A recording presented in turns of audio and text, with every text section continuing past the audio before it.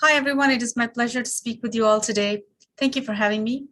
Let me start with introducing Veeam, where I serve as their first Chief Information Officer and Chief Security Officer to establish a mature IT and security practice.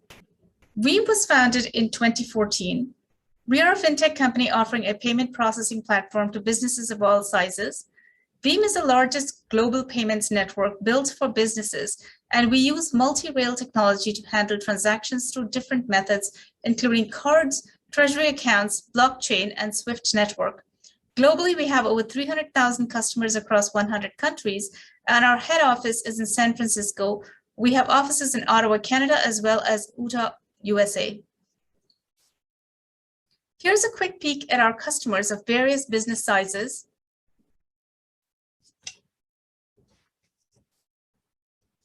The financial sector as a whole is the most vulnerable sector to a plethora of threat actors with varied motivations. According to research by ImmuniWeb, 98% of the top 100 global fintech startups are vulnerable to major cyber attacks, including phishing, application security attacks on mobile web, etc. A few of the many reasons for this surprising number include not having adequate security expertise in-house to build the security culture needed for the organization. One size does not fit all, and at least 7 different skill set categories are needed to build a strong security practice in fintech, which is a highly targeted sector by malicious actors. Whatever we do, we need to customize our needs to meet the organizational goals securely, and this is constrained by staffing budgets, where security competes with the more alluring promise of growth returns from staffing engineering, product, and sales and marketing teams. In our speed-driven culture, in pursuing exponential growth to remain competitive, we risk not consistently following security best practices due to various other competing business priorities. All of this slowly builds up the risk profile for the organization, taking into account both internal and external factors, and eventually leading to poor security hygiene and lax data protection practices, which result in a violation of regulatory compliance and privacy requirements or data breaches. It is no surprise that fintech organizations are subject to a number of regulations and compliance requirements. It only makes sense because we collect and process customer-sensitive information all day, and we have an obligation to protect all that information. In reality, fintechs are no different than banking institutions, except for the fact that we live and breathe in the digital world. These, what you see on the screen, are some of the notable and key risks that are applicable to every single fintech organization, regardless of the size of the workforce and where the customer base is located. A lot of fintech companies are small to medium businesses, and they are the ones who are affected the most as a result of cyber attacks and inherent risks carried by non-compliance of regulatory requirements. Fintechs are a lucrative target for the cyber criminals who are after two things: money and data, and we have both. Lack of cybersecurity practices not only results in data breaches, but also leads to a negative impact on the business's reputation, loss of customer trust, and debilitating legal fines that the organization will be subject to for negligence. These legal fines can sometimes become existential risks.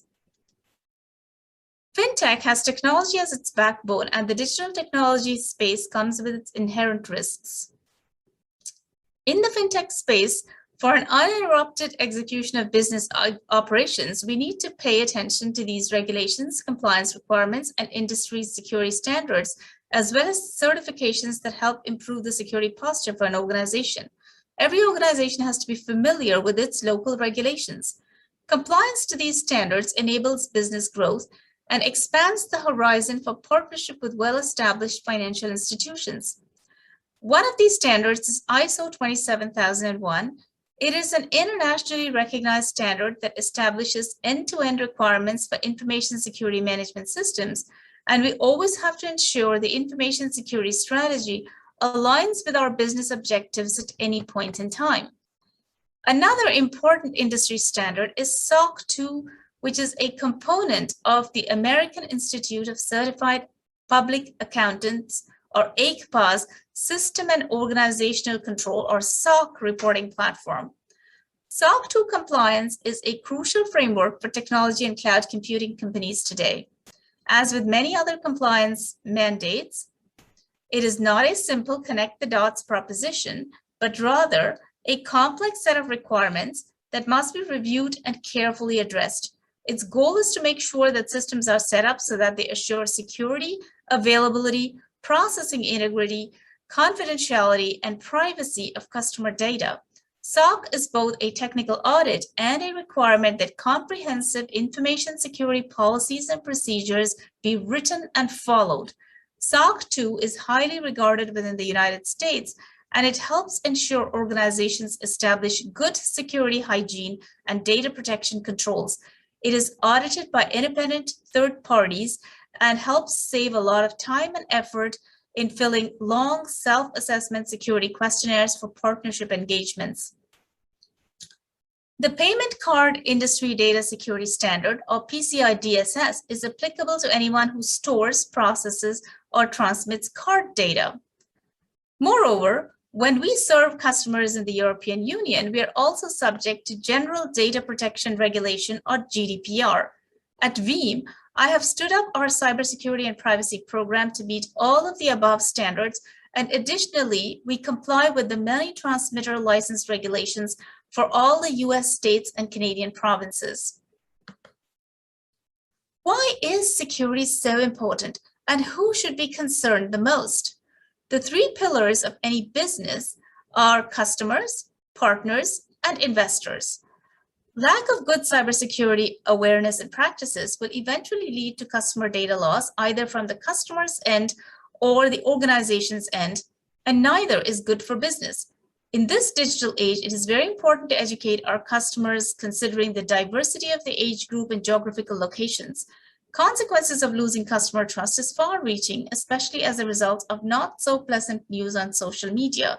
A good business model will strive towards gaining new customers and also retaining their existing customer base. Cybersecurity plays a key role in this journey by building trust.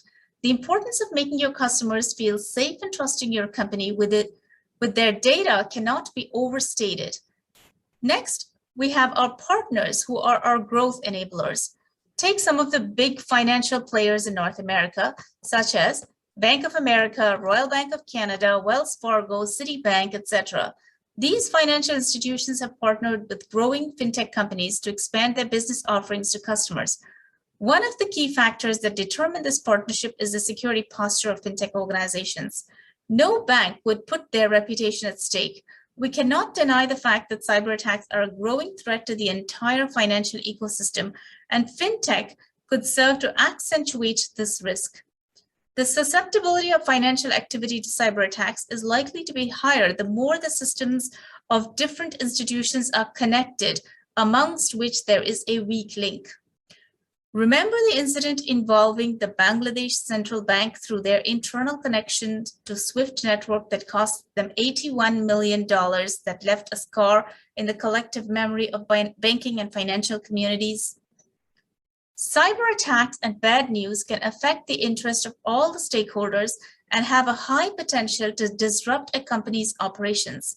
To protect the investment of the investors and to maintain their trust, we need to ensure strong security practices are embedded within our day-to-day business operations. Now, despite all the preventative and protective controls, organizations who are under constant attack have to be vigilant against determined attackers who will find their way in exploiting some weakness or the other, especially third-party breaches. One might ask, what do I need to do to protect my organization or reduce the impact from cyber attacks? A good threat detection process and a well-prepared response mechanism combined with people skills is indispensable. It is very evident that threats are not going to let up. The type of threats and their sophistication evolves at the same pace as the digital invention. The average time taken to detect a data breach is over 280 days, which is close to 9 months. Without quick detection and timely response to recover and minimize business impact, there is no real protection. You see, the maturity of security practices is not measured by the plethora of security vendors and tools we have implemented. Rather, it is our organization's ability to detect, respond, and recover from a cyber attack. So we don't have to break our bank balance to improve the detection and response capabilities of our organization. What can we do instead? This is where the Security Operations Center, or the SOC, comes into the picture. A SOC has dedicated people monitoring the network activity, the user activity, and for any anomalies in the network using traditional security information and event management tools that collect, aggregate, and correlate events from various systems.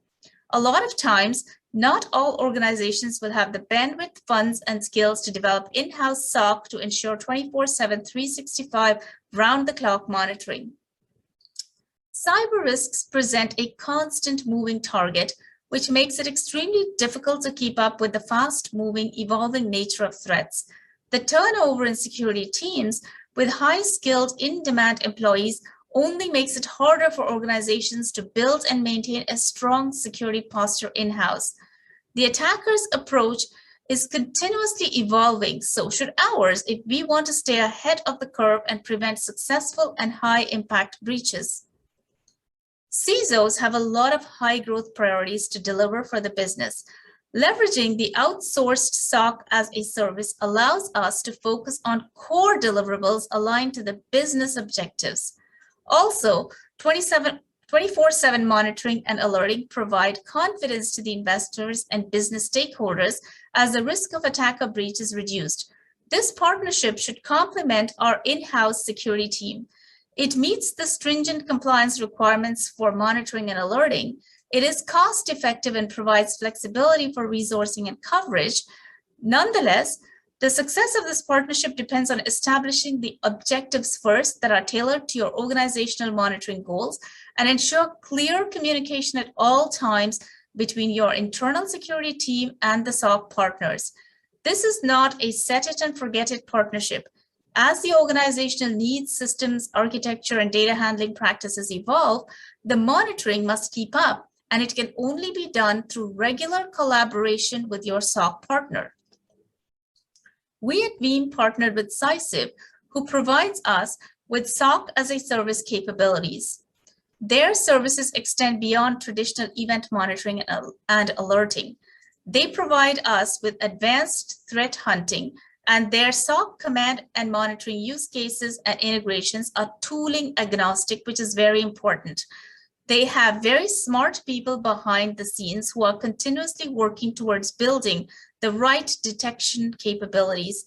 This collaboration has significantly improved our detection and incident response capabilities for both cloud and on-premise resources. It has also helped us to meet some of the industry-driven requirements from a security point of view and a compliance perspective. As I mentioned earlier, to really benefit from any SOC, be it in-house or outsourced, the organization must have at least one in-house resource, a subject matter expert who is well aware of the organization's priorities, network architecture, data flows, user activities, and the crown jewels to monitor and protect. Again, the key to a successful partnership with SOC as a service lies in active collaboration and defining the right set of monitoring use cases and service level agreements that suit your organizational security needs. So regardless of the size of the fintech business you run, a wide range of cybersecurity risks exist out there, and there is no better time than right now to start planning your cybersecurity strategy to protect your business and make sure your strategy aligns with the business's objectives, including your industry regulatory requirements.